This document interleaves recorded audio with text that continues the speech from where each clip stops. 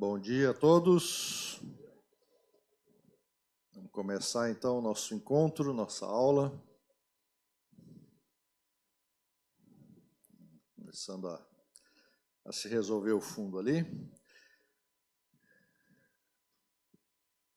Vamos começar com uma breve oração.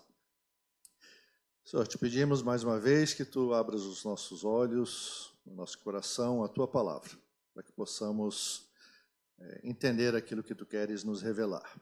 Em nome de Jesus, amém. Muito bem, nós vamos prosseguir então com o nosso estudo de Gênesis, né? E estamos na nossa terceira aula e hoje nós vamos conseguir chegar no segundo versículo da Bíblia. Né? Mas quando a gente vai começando assim um estudo mais detalhado, minucioso, às vezes leva um pouquinho mais de tempo. Então, realmente esses primeiros 3 capítulos são muito importantes e é bom a gente dar uma olhada em vários detalhes deles. Depois nós começamos a caminhar um pouco mais rápido, né? E passar mais rápido pelas histórias. Elas também são importantes, mas como eu já expliquei algumas vezes, né? Esses primeiros 3 capítulos, eles são não apenas importantes, eles são fundamentais. São essenciais para nós entendermos toda a história da Bíblia. Que nós precisamos entender que, né, Deus criou um mundo bom e que depois houve a queda, a entrada do pecado e da morte no mundo, para que nós possamos entender o plano de redenção de Deus. Não existe evangelho, não existe boas novas, se você não tiver primeiro a má notícia de que nós nos revoltamos contra Deus. Então, esses primeiros 3 capítulos, eles são muito importantes para estabelecer essa base para a própria mensagem de salvação. Né? Por isso que nós precisamos estudá-los, entender aquilo que a Bíblia está nos revelando. E nós vimos, então, que Gênesis começa falando ali já no primeiro versículo, né? Um versículo que resume toda essa obra de criação. Gênesis começa falando sobre Deus, sem muita explicação de onde Deus apareceu, o que Deus estava fazendo antes, mas só fala ali que Deus, né, o Deus Elohim, é um Deus todo-poderoso e ele criou todo o universo. E daí nós ficamos de começar a ver agora o restante do capítulo. Eu passei 2 tarefas para vocês, né? Foi? Lembra quais eram? Alguém fez? Uma era começar a olhar o versículo 2, né? Para perceber o que isso tinha de importante. E depois a outra era também ver as repetições de todo esse capítulo, né? O que vocês acharam de importante ali no versículo 2? Vamos começar a olhar aqui um pouquinho primeiro para ele, depois vamos ver as repetições.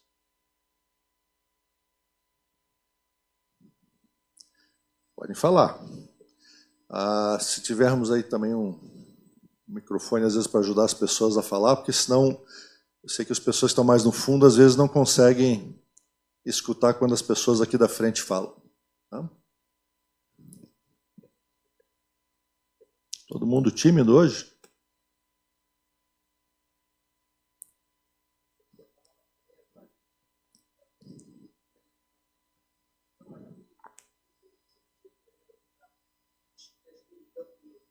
Da palavra das trevas? Tá. É a escuridão, né? Havia essa escuridão sobre a face do abismo, né? E então esse versículo está retratando uma condição inicial, né? Após aquele título que resume tudo, toda a obra da criação, a partir do versículo 2, nós começamos a ter uma narrativa que detalha o processo todo que já foi descrito ali no versículo 1. Né? Ou seja, está se falando que no princípio Deus criou todo o universo, e agora está se falando como que ele criou o universo.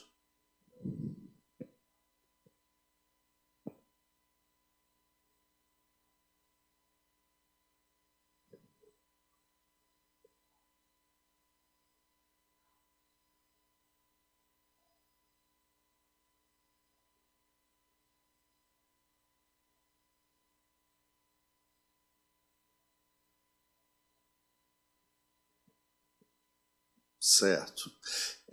Então, aí você tocou duas palavras importantes, né?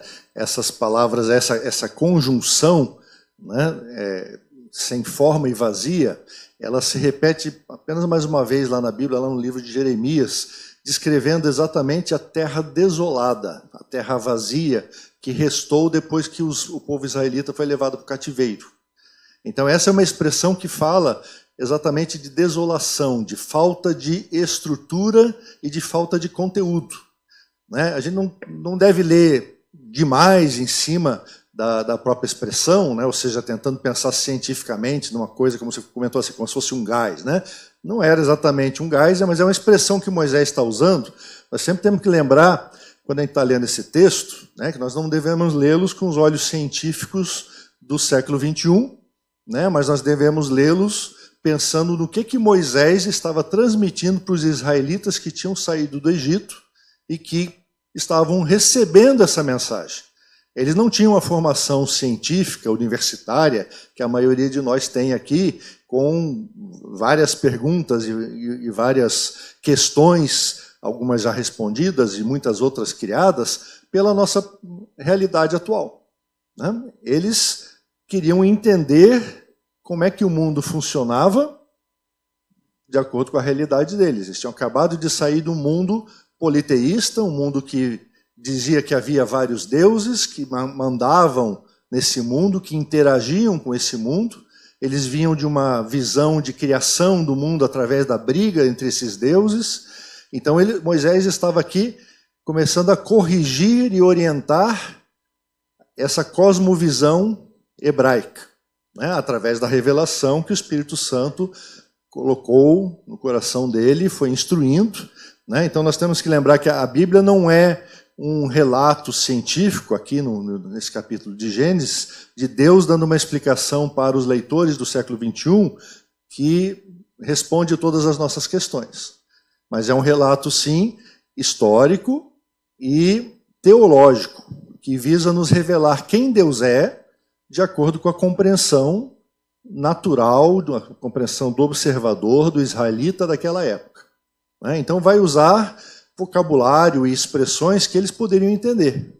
Então quando a gente está falando aqui de a terra era sem forma e vazia, ele estava falando exatamente dessa terra devastada, essa terra que ainda não era capaz de produzir vida. Era uma terra inerte. Então ela não tinha ainda estrutura e ela estava também vazia, ela não tinha conteúdo. Por isso que as trevas estavam dominando sobre todo o abismo. Essas trevas é a própria escuridão. Por quê? Porque Deus ainda não falou as grandes palavras ali do versículo 3. Ele não fez brilhar a sua luz. Então havia aí uma escuridão, né? Havia também uma terra que estava sem forma e vazia. Deus podia ter criado tudo pronto? Podia. Né? Já até adianto para vocês aqui. Vocês sabem qual era a maior dificuldade, tanto para Agostinho quanto na época da Reforma, para entender Gênesis 1? Era que eles achavam que Deus tinha demorado demais nesse texto. Deus levou 6 dias para criar o mundo, eles achavam que isso estava errado. Moisés tinha se enganado, porque Deus deveria ter criado tudo num instante só. Hoje nós achamos que 6 dias foi muito pouco. Né? Nós achamos que tem que ser milhares ou milhões de anos, que a Bíblia está errada porque fala que foi muito pouco. E naquela época eles tinham um problema achando que tinha sido muito lento. Né? Então, na verdade, a gente sempre interpreta de acordo com o nosso contexto, com a nossa compreensão, e pode sempre acabar questionando o texto bíblico. Mas, então, o texto bíblico está falando que Deus começou esse processo, e Deus estabelece nesse texto esse desejo de dizer que ele fez um processo de criação. Ele poderia ter criado tudo num milissegundo? Certamente. Porque a Bíblia está apresentando o nosso Deus como um Deus todo-poderoso. Mas ele quis fazer um processo para nos ensinar também através desse processo. E essa narrativa do livro de Gênesis vai nos ensinar várias coisas sobre o caráter de Deus através do processo de criação. Então, mais do que ficar interessado, embora nós possamos estar interessados no processo, no como da criação, nós temos que entender o que esse processo nos revela sobre Deus. que esse é o foco da narrativa, né? Então, aí já temos duas coisas importantes do versículo. A primeira é que a terra era sem forma e vazia, e já vamos ver por que isso é bem importante. E a segunda é que havia essas trevas sobre a face do abismo. E tem mais uma terceira parte importante do versículo, né?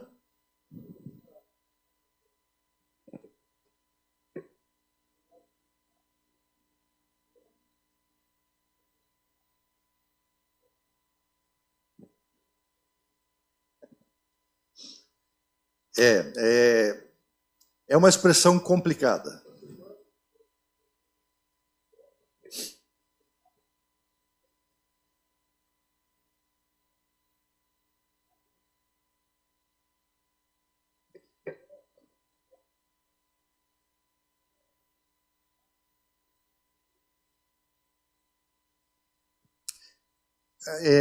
De novo, aqui eu diria assim, se a gente for olhar...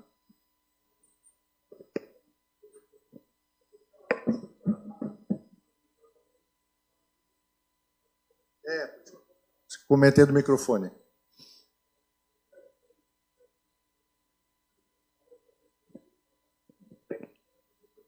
Sim, senhor. Vou tentar lembrar disso.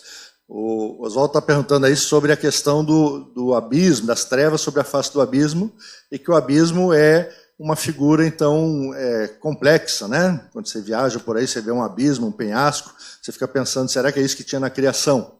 Né? Uma escuridão e ainda por cima um abismo. Será que, né, se você já tivesse criado naquele momento, você podia até cair nesse abismo?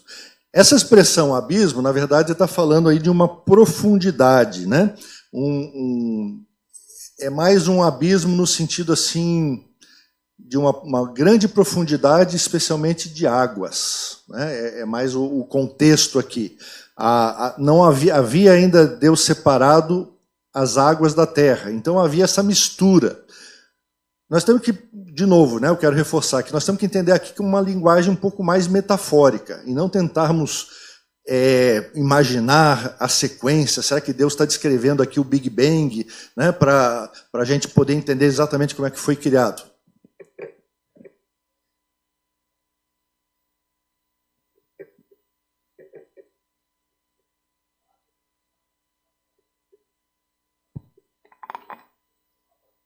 Uhum.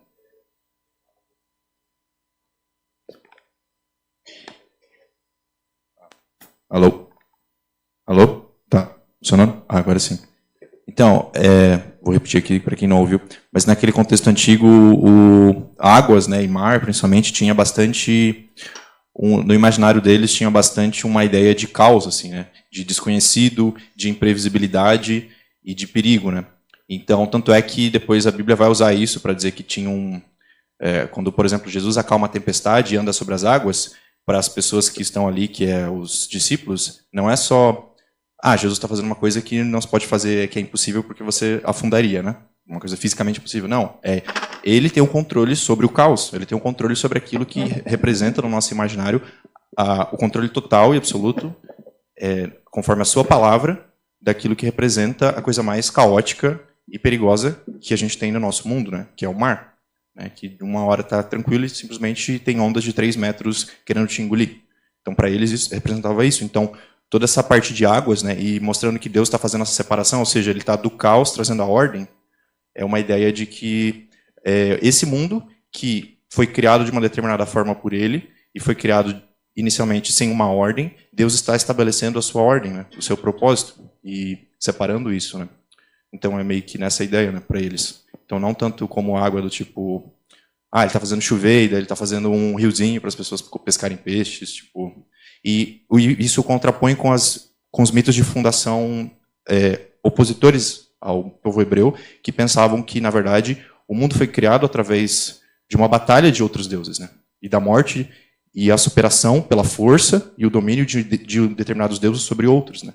Então, o mito de Gilgamesh usa, por exemplo, a luta de deuses maiores contra deuses menores, aí eles matam esses deuses menores e através disso criam seres humanos, e enfim, e esse caos também era o que no imaginário deles justificava o fato deles serem povos imperiais, né, que dominavam, porque é isso que os nossos deuses fizeram. Eles pegaram os mais fracos e eles quebraram eles, e eles mataram eles, e eles dominaram. E assim, através da força, do ódio e da guerra, eles estabeleceram ordem.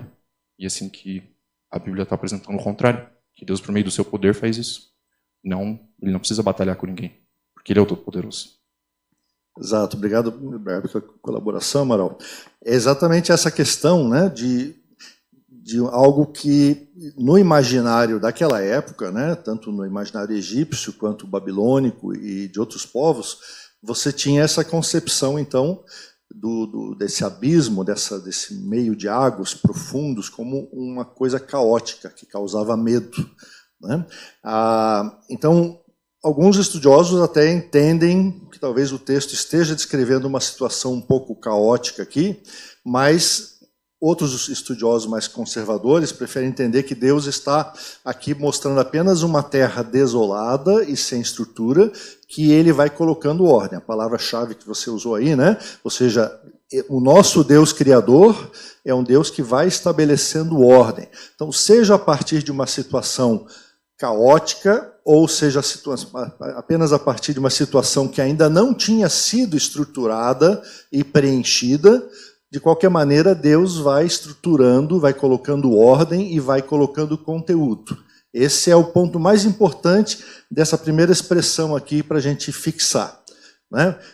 Por que eu prefiro falar mais da questão de estar sem ainda estrutura e sem conteúdo? Porque, exatamente para contrapor, como o Amaral colaborou ali, com os mitos, as cosmogonias dos outros povos, que eles insistiam muito nessa questão do caos, né? E que o mundo foi criado em meio ao caos. E nós sabemos, e lá em Coríntios, Paulo fala que o nosso Deus é um Deus de ordem, né? Então Deus não criou o universo todo no meio do caos para depois organizar. Nunca houve um caos, se nós entendermos caos como algo que você não tem controle, como algo que é caótico, que é fora de estrutura e de controle. Porque Deus nunca perdeu o controle das coisas. Ele criou, sim, num estado que era ainda informe, ou seja, sem forma, era um estado sem conteúdo, era vazio, e por isso ele foi dando estrutura e conteúdo com o passar do tempo. Mas não era algo caótico nesse sentido. Se você quiser descrever a Terra sem forma e vazia como uma espécie de caos, tudo bem, desde que você lembre que isso continuava debaixo do controle de Deus. Samuel, quer falar?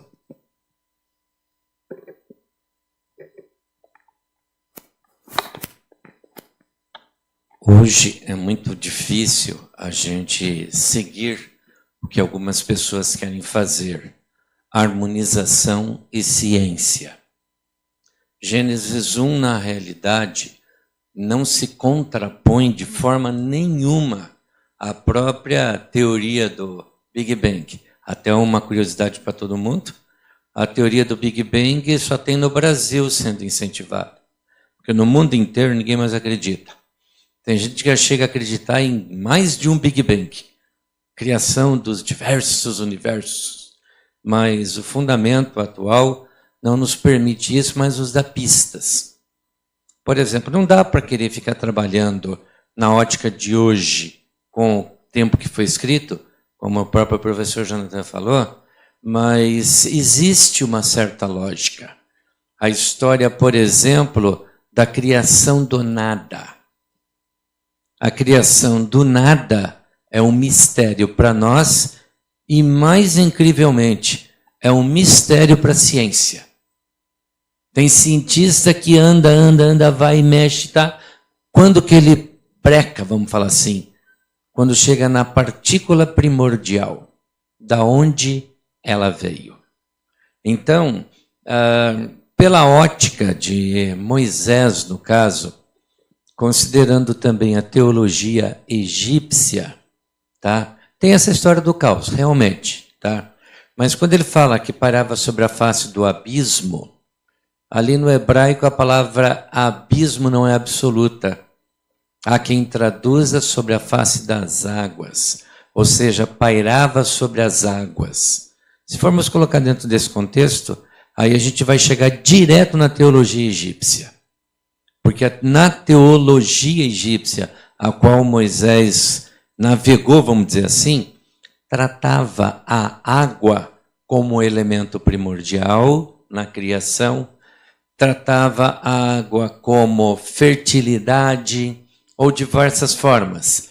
Ou seja, o Egito estava vinculado à água porque era o Nilo que, vamos dizer assim, fertilizava o Egito. Quando dava cheia, as águas do Nilo traziam matéria orgânica. Quando a cheia baixava, essa matéria orgânica tornava a terra fértil. Então é por isso que a água era tão importante. E aí, dentro de uma visão, colocando assim, podia ser o abismo ou a água.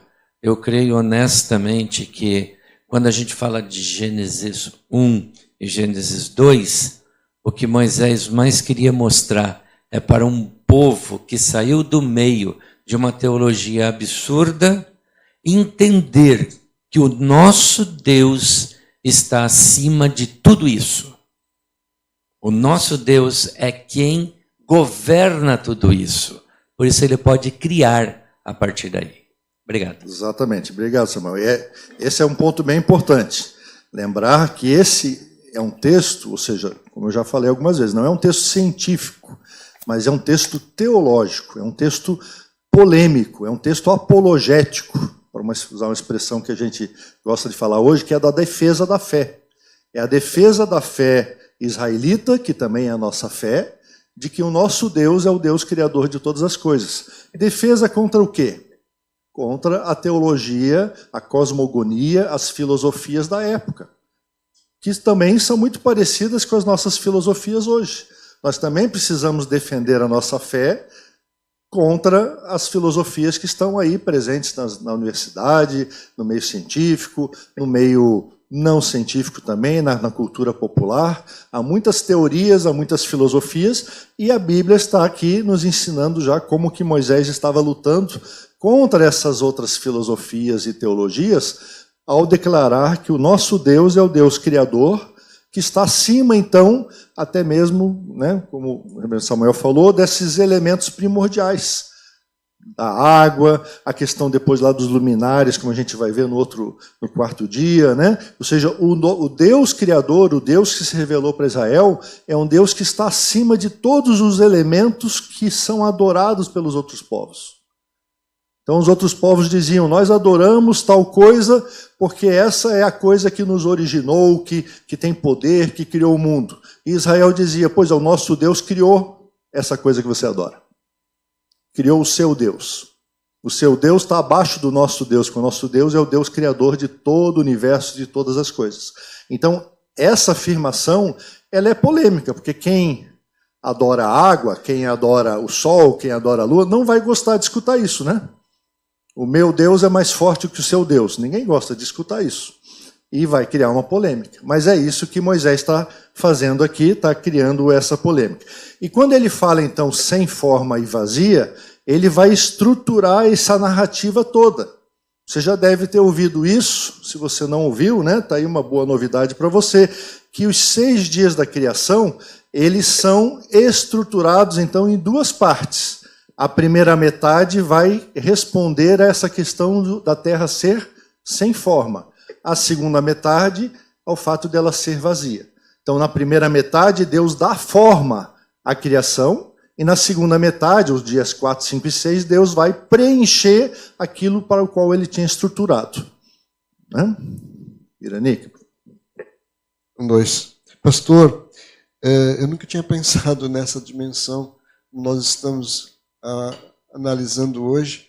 Eu estou com uma Bíblia aqui bem interessante, onde ele abre o Gênesis, falando assim, as eras criativas, Gênesis 1 a 2, 25. Aí ele tem 1, 2 e 3. O 1, ele fala assim, a criação original feita perfeita e habitada, segundo Isaías 45, 18. Bem interessante, que diz assim, porque assim diz o Senhor, que criou os céus, o Deus que formou a terra, que a fez e a estabeleceu, que não a criou para ser um caos, mas para ser habitada. Eu sou o Senhor e não há outro. Daí, na sequência, número 2, a terra feita caos, fim do primeiro estado perfeito da terra, e a primeira carreira pecadora por causa da rebelião de Lúcifer, a destruição do mundo como não era. Aí tem a base bíblica, 2 Pedro 3, 5, 7.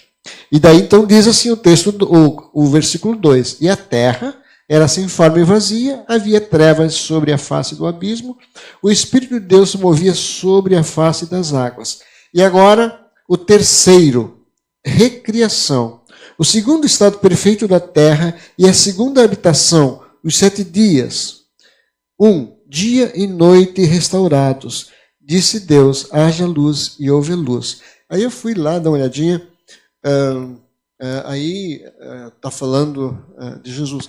Então não seria isso, né, agora uma pergunta, né, uma analogia, uma metáfora, né, do plano da criação, do pecado e da restauração.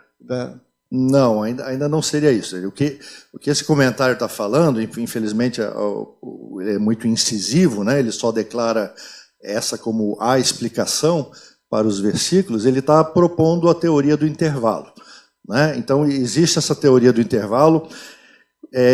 Como eu tinha comentado, ele vai tentar seguir um pouco mais o texto sem entrar muito nesses detalhes todos, porque senão nós não vamos terminar o primeiro capítulo só no final do semestre, né?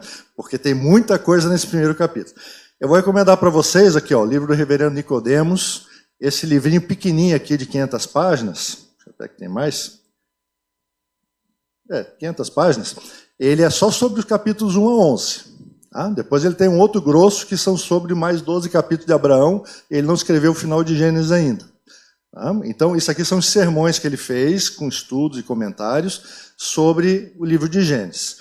Bem detalhado, ele é um professor, um didata, um cara excelente na parte exegética, muito bom na explicação. Aqui ele vai dar vários outros detalhes, inclusive sobre essas questões que nós não vamos cobrir tanto. Tem um outro livro também, um comentário da nossa editora, um comentário do Antigo Testamento de Gênesis, do autor Bruce Waltke, que também é muito bom e vai descrever muitas coisas dessas dúvidas, né, que todo mundo quer saber. Mas eu vou ter que deixar exatamente para esses livros explicar mais esses pormenores. Eu vou só, como você levantou o assunto, vou só tentar explicar que alguns leitores ou alguns intérpretes veem aí nesses versículos do 1 para o 2 uma teoria do intervalo. Ou até, como o reverendo Nicodemos explica, do 2 para o 3. Né? Porque, na verdade, não existe ali uma explicação de quanto tempo se passou entre o versículo 1 e o 2, ou entre o 2 e o 3. Então, algumas pessoas entendem que Deus tinha criado tudo corretamente, como diz lá no versículo 1, e então veio o caos, que estaria descrito no versículo 2, e Deus começa um trabalho a partir do versículo 3 de recriação. É isso que as suas notas estão falando. Né? Essa é uma possível teoria para tentar conciliar os milhões de anos do planeta, com a existência lá dos dinossauros e tudo mais, para entender que houve, então, toda uma criação que, de certa maneira, existiu, aconteceu alguma catástrofe, e daí muitos entendem que teria sido talvez a queda de Satanás ou alguma outra coisa que Deus permitiu que acontecesse. E a partir aqui do versículo 3 ele está descrevendo uma recriação quando ele reconfigura todo o planeta para a existência do ser humano. É uma possibilidade? Eu não vou dizer que não é, tá? Mas eu acho que o texto não está nos dizendo isso. Moisés não estava, de maneira nenhuma, tentando explicar toda essa teoria, que nem tinha na época dele. Né? Então, nós vamos tentar seguir aqui a narrativa básica do texto, para tentar entender o que o texto diz. Existe essa teoria, e existe também a compreensão, como eu estou falando, de que não, que isso está relatando, o texto todo está relatando a criação original do mundo, sem essa possível queda, né, esse estado caótico. Por isso que eu prefiro não usar a palavra caos para descrever o versículo 2, porque ela dá origem a gente se misturar com esses conceitos de que, bom, Deus não criou as coisas em caos, como você leu lá no texto de Isaías, porque ele fala isso, que eu não criei o mundo para ser caótico. Né? Deus é um Deus de ordem. Então, daí isso traria essa contradição e abre espaço para essa teoria ali no versículo 2. Então, eu prefiro entender que não era caos, era sim um mundo ainda não organizado, né? Um mundo sem estrutura. Tá? E quando esse mundo sem estrutura e sem preenchimento está ali presente, Deus estabeleceu esse mundo sobre as águas que estavam ali misturadas ainda com a terra, era uma coisa, né, difícil até de a gente visualizar, de entender o que era essa mistura, como é que estava acontecendo, era sólida, era gasosa, era líquida, né? Era alguma coisa que Deus criou, e daí ele vai estruturar toda a criação para, como eu falei, dar forma e depois dar conteúdo. E quem começa a fazer isso? É isso que a terceira parte do versículo nos ensina. Quem que está ali? O Espírito de Deus. Algumas versões já tentaram traduzir isso aí como um vento poderoso. Que a palavra Elohim, que está aqui falando de Deus, também pode ser designada, né, pode ser traduzida como um substantivo, adjetivo, que quer dizer o poderoso, aquele que está em autoridade, né, ou um adjetivo, pessoa poderosa. E espírito, talvez você saiba disso também, é uma palavra que tanto no hebraico quanto no grego, ela pode ser também traduzida como vento. Né? Por isso a metáfora de Jesus lá com Nicodemos, em João 3, né, que o Espírito é como o vento, ele sopra onde quer. Porque é o mesmo conceito, é a mesma palavra do sopro de Deus, o Espírito de Deus, o vento. Né? Mas exatamente por estar aqui referenciado como o Espírito de Deus, ou seja, o Ruach Elohim, nós não podemos achar que é apenas um vento. Porque no texto todo, no capítulo 1, o texto está associando Elohim com o Deus Criador. Então aqui está se falando do Espírito ou do sopro desse Deus Criador. Né? E esse Espírito do Deus Criador, ele estava pairando sobre as águas, se movendo sobre as águas. Por que será, né? Por que o Espírito estava se movendo sobre as águas? Você já ouviu sobre isso? Já leu?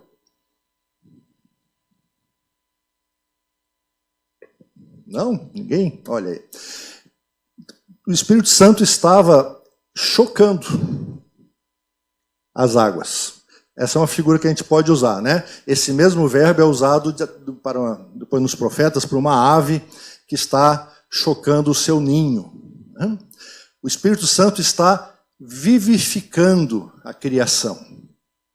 Uma das tarefas, uma das funções em que o Espírito Santo se destaca, né, na composição da Trindade, depois é dado, né, algumas funções um pouco mais específicas, são iguais em poder, glória e essência, mas o Pai, o Filho e o Espírito Santo se designaram algumas atividades mais específicas.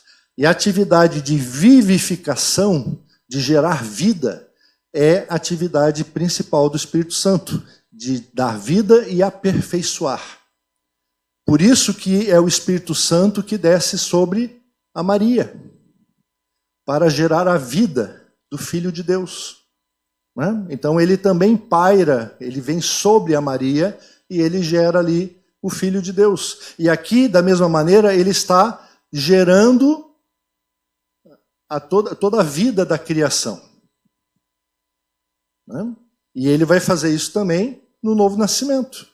Por isso que Jesus fala que o Espírito Santo precisa nos transformar, precisa ser nascido do Espírito, que é o Espírito Santo que gera essa vida de Deus em nós. E por isso que lá no capítulo 2, nós vamos ver que Deus soprou no homem. Né? Porque nós precisamos desse sopro de Deus, dessa vivificação de Deus. Né? E depois a gente já vai ver, assim que complementar com o versículo 3, lá nos Salmos, o que ele fala mais sobre isso também. Sobre essa criação pelo Espírito. Então, o texto ainda não está, obviamente, Moisés não estava nem levantando a polêmica de que existe um Deus criador e existe também o Espírito Santo. Isso nem passava na cabeça deles, diferenciação entre pessoas. Pela revelação posterior do Novo Testamento, nós podemos identificar aqui agora o Espírito Santo. Né? Mas para os israelitas era apenas o Espírito de Deus, faz parte de Deus, esse Espírito, e esse Espírito de Deus estava então se movendo sobre as águas, vivificando, preparando a criação para a fala de Deus no versículo 3. Então, já vimos algumas coisas que o próprio versículo 2 já nos ensinou. Ele nos deu a estrutura de toda a criação, porque Deus vai, então, seguir a criação mostrando que ela tem uma ordem.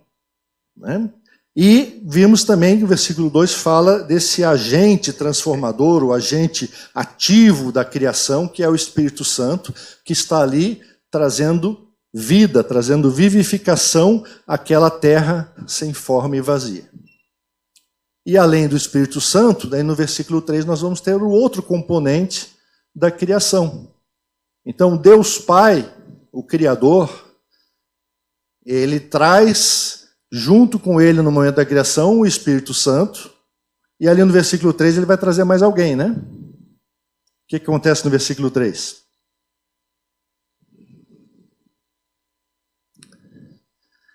Alguém lê lá. Haja luz, né? Às vezes a gente fica mais atento na questão da luz, que aparece aqui. A luz também é importante. Mas o mais importante aqui é o comecinho. E disse Deus, a palavra de Deus. Né? Aqui não fica tão saliente, mas a gente vai perceber depois, pelos outros textos bíblicos, que a palavra de Deus ela é essencial no momento da criação. Temos vários textos, né? Hebreus 11 vai falar que o universo foi formado pela palavra de Deus. Né? Todas as coisas foram criadas. O nosso texto bem conhecido de João, capítulo 1, vai dizer o quê? Que essa palavra, né? Ou em algumas versões o verbo, estava com Deus, o verbo era Deus, né? E todas as coisas foram criadas por meio desse verbo, dessa palavra. Então essa palavra, ela é também um elemento ativo, um elemento que coopera com Deus Pai no momento da criação. E se você for ler lá o Salmo 33, versículo 6, ele vai falar isso. Já os israelitas já tinham essa compreensão, embora não tão clara, quanto nós ali no Novo Testamento. A partir do Novo Testamento temos. Alguém lê lá o Salmo 33, versículo 6.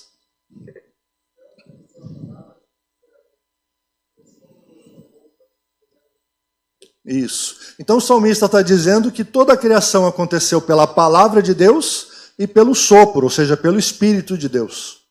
Ele está resumindo a doutrina trinitária da criação. Deus Pai, Deus Filho e Deus Espírito Santo estão presentes na criação. Então Deus Pai tem a função principal de organizar e arquitetar toda essa criação, mas ele o faz através da palavra e do Espírito. E lá em João 1, a gente sabe então que essa palavra, que é Deus, que estava com Deus, João começa a descrever, e quando chega lá no versículo 14, ele diz, essa palavra se encarnou e vimos a sua glória, a glória como do Pai. Né? E ele dá o nome para essa palavra, que é Jesus. Se você não fez essa ponte, não chegou até lá. Né? Então essa palavra, obviamente, é o nosso Senhor Jesus Cristo. Então nós temos aí numa leitura posterior, uma leitura com a revelação no Novo Testamento, nós percebemos aqui já a presença da Trindade. Moisés estava pregando a Trindade aqui para os israelitas? Não. Ele não tinha essa revelação ainda. Ele não tinha essa compreensão. E ele, na verdade, como até falaram, acho que na outra aula, ele precisava enfatizar muito mais a existência de um único Deus. Porque ele estava lutando contra as cosmogonias e as teologias e as mitologias que falavam de uma luta de deuses e de um mundo cheio de deuses. Então, por isso, ele vai enfatizar sempre a questão do único Deus que se revela que é o Deus Criador e que é o único que deve ser adorado. Essa é a ênfase de todo o Pentateuco. Mas nós sabemos que esse Deus deixou aqui algumas pistas que mais tarde vão sendo reveladas na revelação progressiva da palavra de Deus, como sendo elementos que apontam para a sua essência em três pessoas. a sua subsistência em 3 pessoas. Tá? Então, só para deixar claro, né, para você não ler, começar a defender por aí, não, mas olha aqui, está escrito claramente, a Trindade já está aqui nos primeiros versículos. Não está claramente aí, isso é uma leitura a partir do olhar da revelação do Novo Testamento. Tá? Então, nós cristãos podemos olhar para trás e perceber isso, mas não é uma coisa que está claríssima aqui no texto, e nem é o que o texto está claramente dizendo, já Moisés dizendo para os israelitas.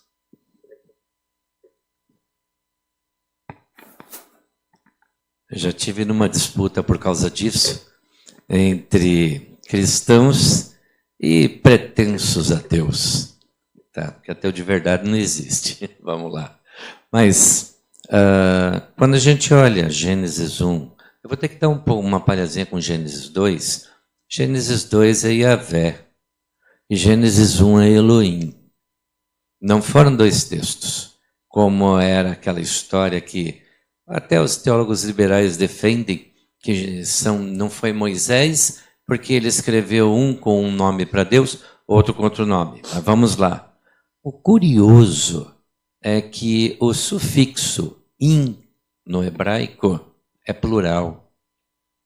Então, quando se fala em Elohim, é um Deus único, todo mundo sabe, mas que subsiste em 3 pessoas. Por isso, plural para criar as coisas. Não teve anjo nenhum ajudando, não tinha nada de Gabriel tá lá, Rafael, ou seja, o Samuel. Ah, não, Samuel não. Tá, então, não tem nada disso. O que tem é assim, é uma presença trinitária se olharmos o contexto geral. Porque no contexto específico, nós vamos encontrar somente o Espírito e o próprio Deus Pai. Aí quando a gente caminha na esperança que Israel tinha na vinda do Messias, é que se compreende a terceira pessoa da Trindade. Muito bem posto pela professora a questão de João 1. Você tem como ler Gênesis 1, 2 e até o 3, sem ter a visão de que Cristo está lá também. Por isso o Elohim, que vai aparecer muitas vezes no momento em que se quer demonstrar no Antigo Testamento uma presença trinitária. Isso, obrigado, Samuel. Mas, esse é um dos objetivos, né? Como a gente falou lá na primeira aula, nós fazemos essa associação sempre com a presença de Jesus. Né? Jesus disse que ele é encontrado em Moisés e nos profetas, e que nós precisamos a encontrá-lo. Né? Não podemos ser duro de coração, que nem os discípulos de Emaús, então nós temos que ter os nossos olhos abertos e saber fazer então essa conexão do texto bíblico, desde o Gênesis até o Novo Testamento, entendermos como que Deus se revela e como que Jesus aparece aqui também. Então essa já é uma das maneiras bem claras, né? Então aí nós já falamos, olha aí, conseguimos chegar no versículo 3 já. Mas agora eu quero ir um pouquinho mais rápido, embora os versículos 3, 4 e 5 ainda vão ser os mais importantes, porque ele já, aqui nos 3, 4 e 5, já aparecem as várias repetições que vão ser usadas em todo o capítulo. Vamos ver quem que achou aí alguma repetição que já começa a aparecer ali no versículo 3. Disse Deus, né? Tinha uma colaboração aqui. O que mais? Que era bom, né? Então tem disse Deus, o era bom já está ali no versículo 4, né? Que viu que a luz era boa. O que mais? Luz, a luz vai aparecer várias vezes? No 3 e no 4, né? Mas no capítulo como um todo? Não, né? Não. O disse, né? Já foi falado, o bom, à tarde e amanhã, o fato de que Deus é o personagem principal, né? Deus é repetido constantemente, Deus está fazendo, Deus disse, Deus fez, Deus separou, Deus ordenou, Deus nomeou. Então Deus é o personagem mais importante e o nome mais repetido.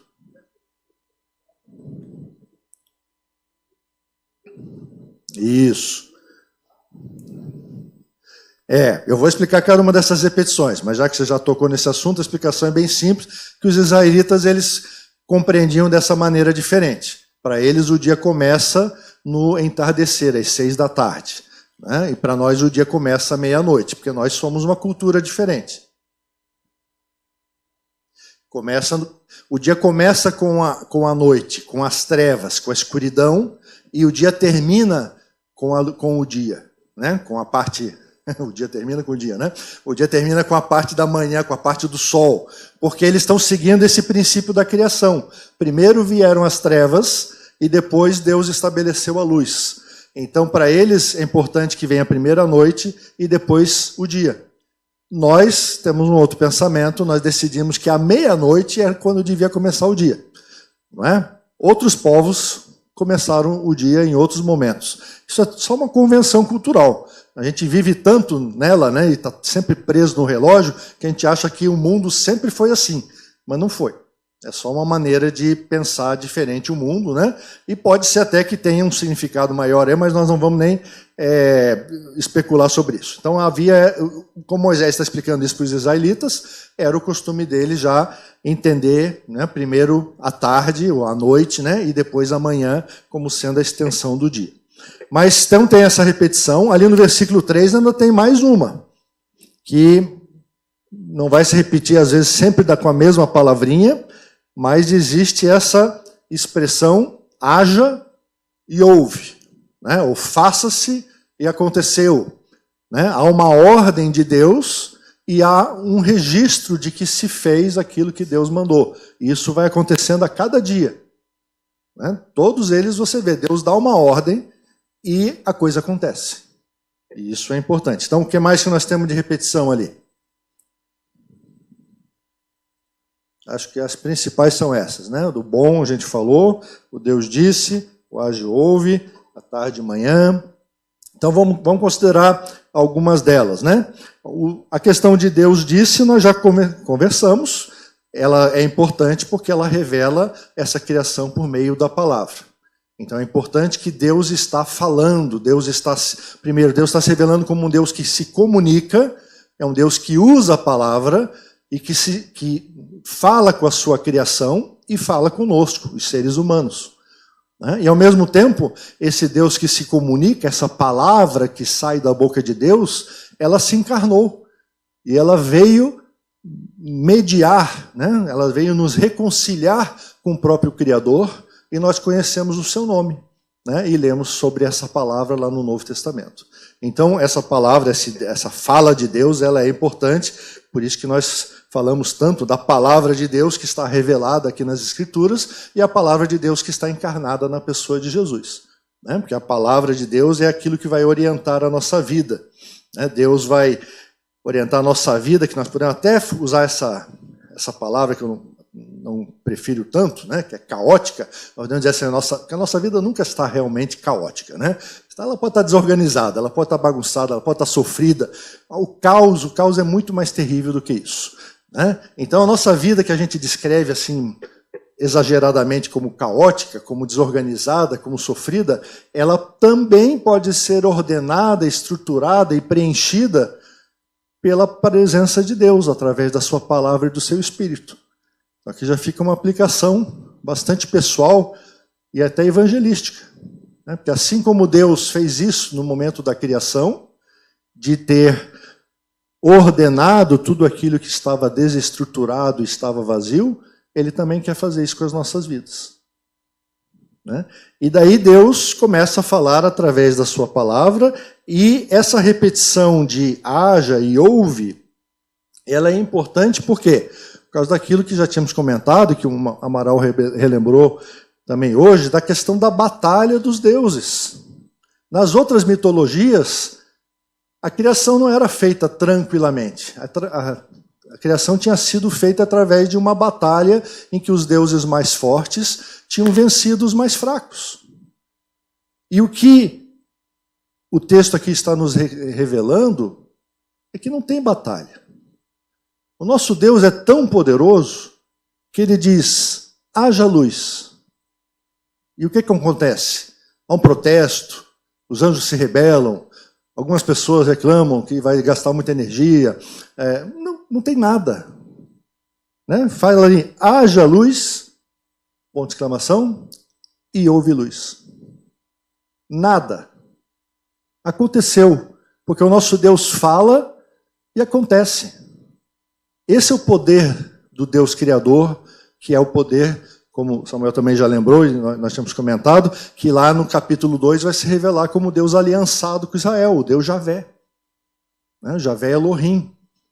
Então, esse Deus, que é o Deus de Israel, que é o Deus da igreja, é um Deus tão poderoso que o que ele fala acontece. Ele não precisa lutar contra ninguém. Então, esse é um ponto bastante importante que Moisés está querendo estabelecer aqui. Né? E esse Deus, então, ele vai, nessa primeira palavra, voltando um pouquinho, antes de falar dessa primeira palavra da luz, ainda lembrar o seguinte, que ao estabelecer, né, que esse Deus vai falando e a criação vai acontecendo, Moisés está combatendo também outra filosofia ou cosmovisão do mundo que está voltando a ser prevalecente no mundo de hoje, né, que é a do panteísmo, de que nós todos fazemos parte dessa natureza e Deus está em todos, e Deus é tudo. Né? A força está presente e une todas as partículas da galáxia. Já ouviram falar isso em algum filme? Né? E isso é a doutrina panteísta. É a doutrina, né, falada pelo grande filósofo Obi-Wan Kenobi. E essa doutrina, né, dos filmes da Guerra nas Estrelas, para quem não pegou a referência, ela é a doutrina que vai falar, está presente em outras religiões orientais, lá do budismo, acho que do hinduísmo também, de que nós somos um com essa natureza e que a própria natureza é o Deus. Deus se mistura, né? Por isso que chama panteísmo, que pan é todo, né? E teísmo vem de Deus. Então Deus é tudo e tudo é Deus. E o que a Bíblia está descrevendo é que o nosso Deus não é a natureza. O nosso Deus criou a natureza, ele está fora da natureza. Já tínhamos falado sobre isso lá, próprio versículo 1, né? Quando fala que Deus criou todo o universo. Deus transcende a natureza. Ele é o criador do universo e ele é diferente do universo. Então Deus está fora do universo, no sentido de que ele é o criador, ele não se mistura com o universo. E depois nós vamos ver, com essa interação toda que Deus vai produzindo aqui no capítulo 1, que ele se insere no universo. Ele é imanente também, ele é transcendente porque ele é fora do universo, e ele é imanente porque ele se transforma em Deus presente. Ele quer habitar conosco. Né? E essa palavra imanente, se você acha um pouquinho complicada, é fácil de você lembrar se você associar lá com Mateus 1:23. Lembra o que está escrito lá? Quando o anjo fala que Jesus ia nascer para José. Alguém lembra como é que ele foi chamado? Qual era o título dele? Emanuel, né? Exatamente. Só conferir se eu acertei o versículo. Acho que é o 23, sim. Tá certo? Isso. Ele será chamado pelo nome de Emanuel. E esse nome que ficou muito comum, né, nos países de fala portuguesa, Manuel ou Emanuel, quer dizer o quê? Deus conosco. El, também vocês já aprenderam lá com Elohim, El e Elohim quer dizer Deus. Emanu quer dizer conosco. Imanente é o Deus conosco. Né? Então, imanente tem a ver com Imanuel. O Imanu é a palavra hebraica que quer falar conosco. É uma conjunção que quer dizer, então, o Deus conosco. Tá? E então, Deus vai se fazer presente, vai se fazer imanente na criação, ele está ativo na criação, ele controla, ele sustém a criação, como nós vamos ver em vários versículos aqui, em outros pontos da Bíblia, mas ele é, ao mesmo tempo, transcendente. Né? Ele não se mistura com a criação. Tá? Mas daí, passamos ali para o versículo 3, quando Deus disse assim, haja luz. Tá? E daí ele vai criar, então, essa primeira luz. Alguns questionam aqui, né? Como é que pode ter criado a luz lá nesse primeiro dia se o sol e a lua só foram criados no quarto? Né? Então, não vamos entrar assim, em grandes teorias e especulações a respeito disso, mas só responder com a resposta mais conservadora e mais tranquila possível. Essa luz inicial é a luz que emana do próprio Deus. É a luz do próprio Deus que está ali dissipando as trevas, iluminando a criação. Depois ele vai estabelecer luzeiros, como ele chama lá no versículo 4, no quarto dia, desculpa. Ele vai estabelecer esses luzeiros para controle do tempo e das estações. Mas essa luz inicial aqui é a luz da própria criação. E nós podemos ver isso até tranquilamente numa associação que Paulo faz lá em 2 Coríntios, capítulo 4, versículo 6. Dê uma olhadinha lá. 2 Coríntios 4, 6.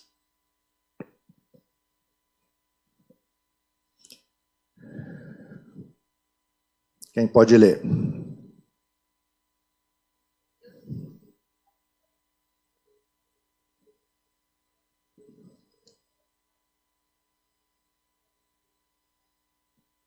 Isso. Então Paulo está dizendo, esse mesmo Deus que lá no versículo 3 de Gênesis 1 disse, haja luz, ou seja, das trevas surjam a luz, esse é o Deus que faz acontecer isso no coração de cada um de nós. Paulo está associando o milagre da criação do universo com o milagre da criação de vida no nosso coração corrupto, no nosso coração morto espiritualmente. Ele está dizendo que cada um de nós é uma nova criação. Ele vai falar isso depois também. Nós somos nova criatura. Nós somos uma nova criação de Deus. É o mesmo Deus que fez despertar essa luz, aqui em Gênesis 1, é o Deus que vai fazer despertar a luz também em nós, lá no novo nascimento. Então nós temos essa associação da luz que Deus produz, e essa luz então começa a irradiar. E no versículo 4, então, aparece essa outra expressão que vai se repetir bastante. Deus viu que era bom, no caso que a luz era boa. Depois ele vai criando outra coisa e ele viu que era bom. E ele diz que era bom. E vai repetindo isso constantemente nos 6 dias da criação, que Deus é um Deus que não apenas cria, mas ele para contemplar o que criou. Ele certamente já sabia que o que ele tinha criado era bom. Ele é um Deus de ordem, é um Deus planejado. Ele não foi criando, às vezes tem umas charges, umas piadinhas, uns desenhos que tentam falar assim, que Deus criou algumas coisas que saíram meio erradas. Ele tentou a girafa, saiu com o pescoço muito comprido, depois ele tentou um outro com o pescoço menorzinho. Porque a gente vê alguns animais tão estranhos que a gente imagina, Deus devia estar brincando aqui com algumas ideias. Porque o ornitorrinco, por exemplo, que é um ser completamente esquisito, não é nem pato, nem tem uma parte de cada animal. Tem vários animais, se você olha para as profundezas do mar, você assiste esses documentários que mostram os peixes das partes mais profundas, você vê que tem tantos seres estranhos que Deus criou, que você fica pensando assim, a gente não conhece nada da criação de Deus. E Deus deve ter se divertido e tido muito prazer na criação de todos esses seres e do propósito que Deus deu para eles. E ele certamente quer compartilhar isso conosco e quer nos incentivar a sermos bons cientistas e pesquisarmos sobre essas coisas e entendermos a criação que ele preparou para nós. Mas tudo isso revela também que Deus não é apenas um fazedor de coisas apressado, mas é um Deus que é planejado e que cria e ainda tem tempo de sentar, admirar a sua criação. Ele é um Deus esteta, A Ádia tinha compartilhado isso na outra vez, É um Deus que para e olha, e vê, e contempla, e diz, isso é bom. Eu tenho prazer nisso. A criação é boa. Esse é um ponto importante para a gente enfatizar, por quê? Porque isso mostra que Deus criou as coisas com propósito. Que tudo na criação é bom. Não existe algo na criação que foi criado para ser mal. O mal veio deturpar aquilo que Deus tinha criado. Mas Deus criou as coisas de uma maneira muito boa. E quando a gente chega no último versículo do capítulo, Deus fala o quê? Lá no 31. Que Deus diz, é muito bom. Ele fica tão animado que ele diz, não é só bom, não. É muito bom. Olha, para você ganhar um muito bom de Deus, tem que ser bom, Tem que ser bom, porque é um 10 com estrelinha. E Deus olhou para toda a criação que ele tinha feito e ele disse, palmas para mim. Né? Eu mereço. Eu criei uma criação muito boa.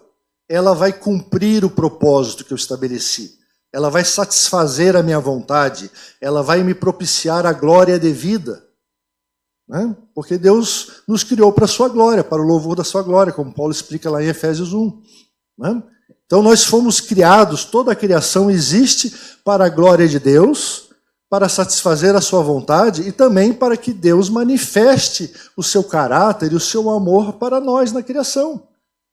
Nós não fomos criados apenas, né, para sermos escravos de Deus, como nós já comentamos, mas nós somos criados para ter esse relacionamento íntimo e pessoal com Deus, e usufruirmos do amor e da bondade de Deus.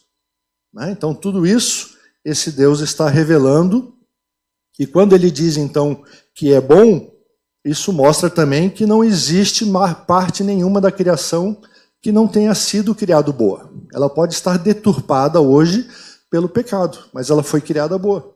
E Paulo vai falar isso lá em 1 Timóteo 4,4, se você quiser conferir. Que tudo na criação, né, tudo é bom. Inclusive um movimento neocalvinista que surgiu lá com Abraham Kuyper, que vai tentar retomar isso, porque estava sendo um pouco esquecido dentro da tradição reformada.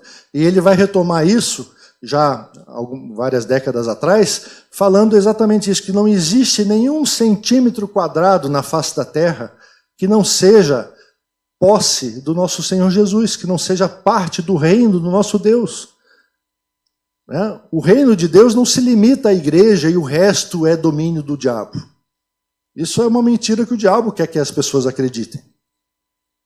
O planeta é de Deus, o mundo é de Deus, o universo é do nosso Deus. E nós temos que reconquistar e avançar, né, para retomar essas áreas que o diabo está dizendo, está usurpando e dizendo que são dele. Todas as áreas, então, são boas, são criadas. Todos os dons que Deus deu são bons. Mas nós temos essa luta, essa batalha espiritual, né, porque as forças do mal elas querem corromper aquilo que Deus criou. E com isso, fazerem perder o sentido original, né, que é isso que o pecado faz. Bom, entendido então, Deus fez essa parte, né? A parte de ser bom é muito importante. Tem a parte, depois no versículo 5 ele vai repetir a questão da tarde e manhã, que já explicamos.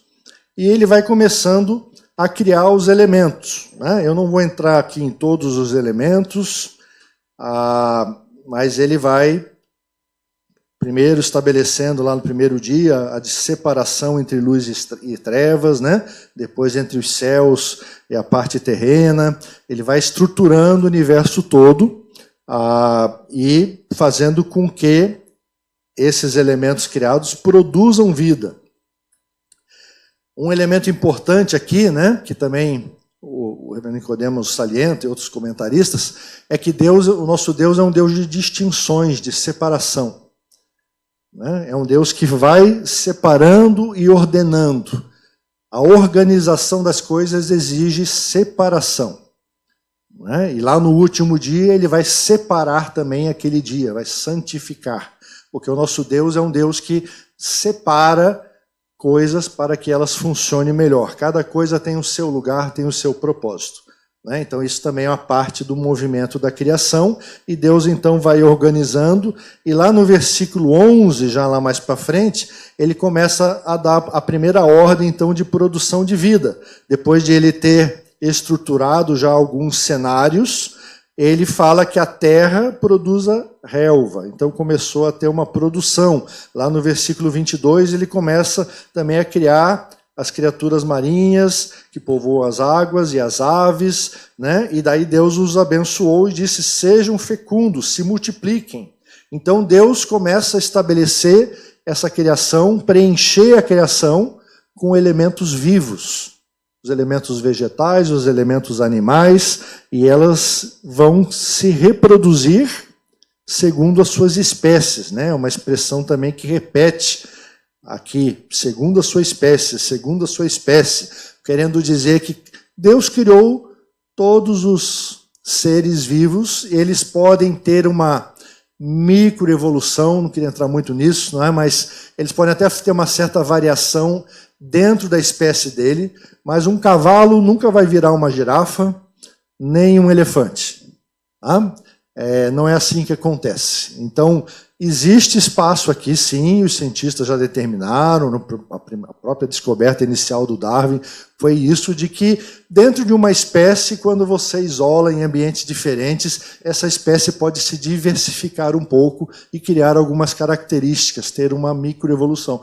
E o texto não tem nada contra isso, continua sendo segundo a sua espécie. O próprio ser humano tem muitas diferenças, nós todos somos seres humanos, não é isso? E nós temos muitas diferenças corporais e raciais, e isso não nos faz pensar que nós somos seres diferentes. Né? Mas nós sabemos que todos nós temos uma mesma origem, a mesma coisa que os animais. Né? Mas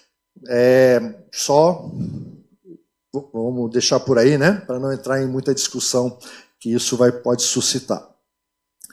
No quarto dia, como eu falei, Deus estabelece os luzeiros, lá no versículo 14, e o interessante desse versículo é que ele não chama os luzeiros pelo nome que nós costumamos chamar.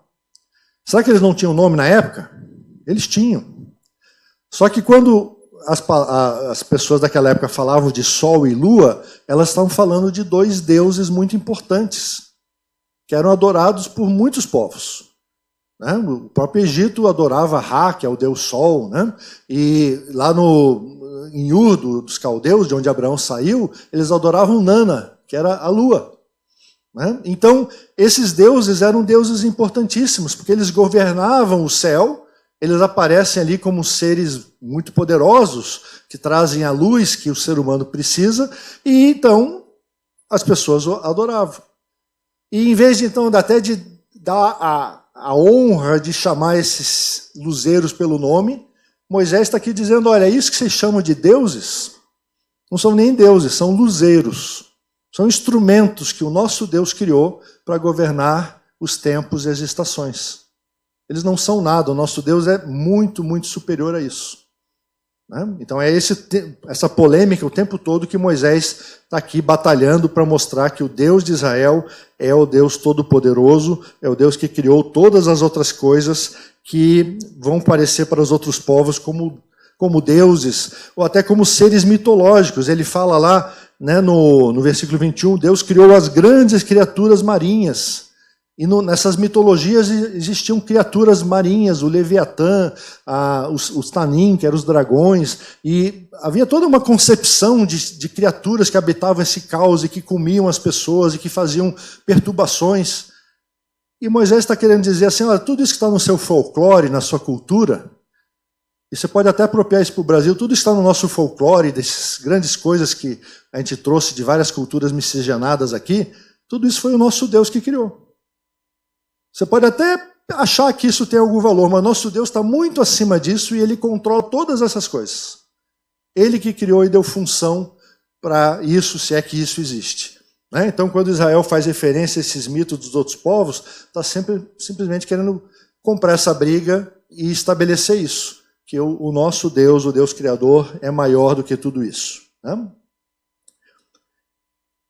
Então, Deus também faz com que essa terra produza, mas fica importante aqui,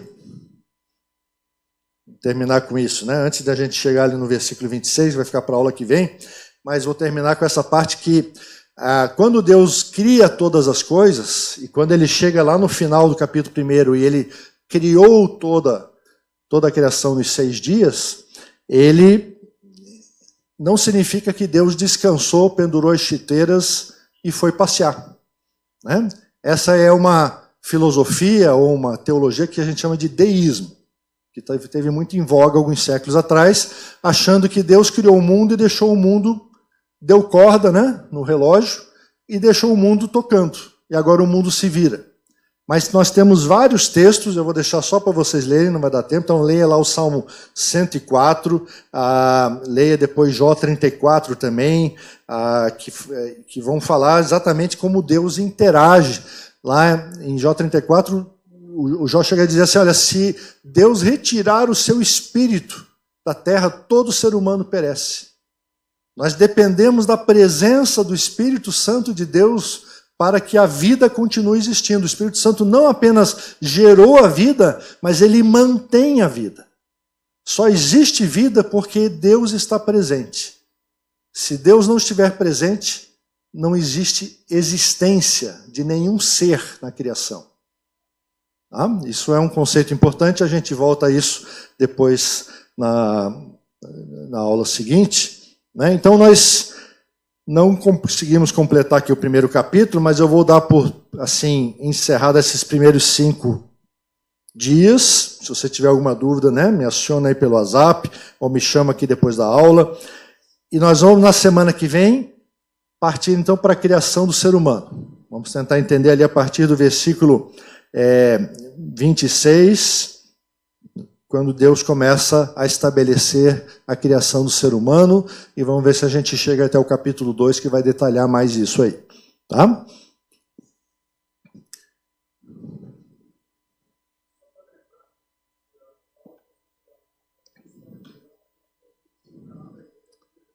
Tá.